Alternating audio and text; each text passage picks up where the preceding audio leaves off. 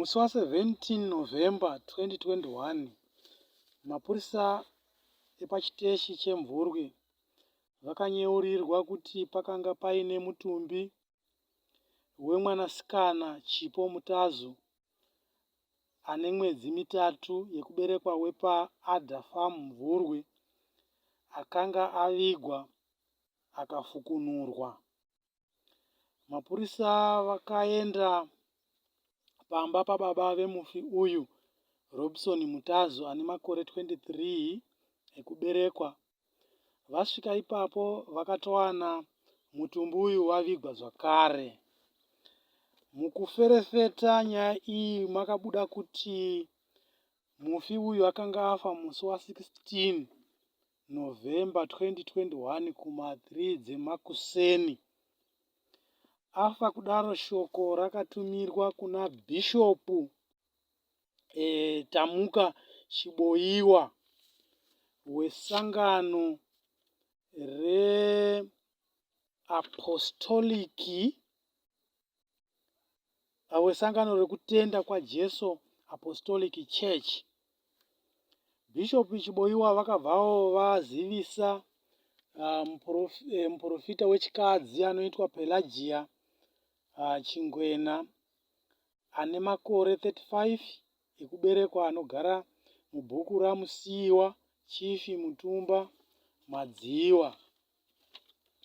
Muprofitakadzi uyu akatanga kuimba, akatanga kunamata, mweya ukamubata, akatanga kutaura nendimi. Akazoudza bhishopu Chiboyiwa kuti mwana uyu akanga asina kufa, akanga ari mupenyu. Shoko rakabva ratumirwa kuhama dzemufi kuti varege kuviga mwana uyu kusvikira bhishopu nemuprofita nevamwe vesangano vasvika.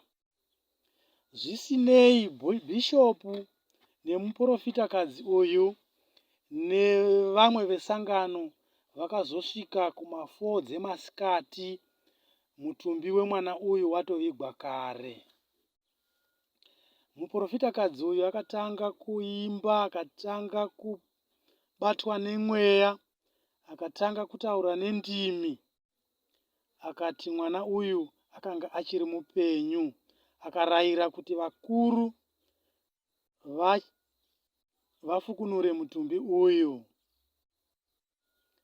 Mutumbi wakazofukunurwa, vakapedza usiku hwese muprofitakadzi uyu achida kuedza kumutsa chitunha ichi, asi zvikaramba. Musi wa17 November kuma10 dzekuseni, mutumbi uyu ndiwo pawakazovigwa. Nekuda kwechiitiko ichi, mapurisa vakasunga muprofitakadzi uyu Pelagia Chingwena ane makore 35 ekuberekwa.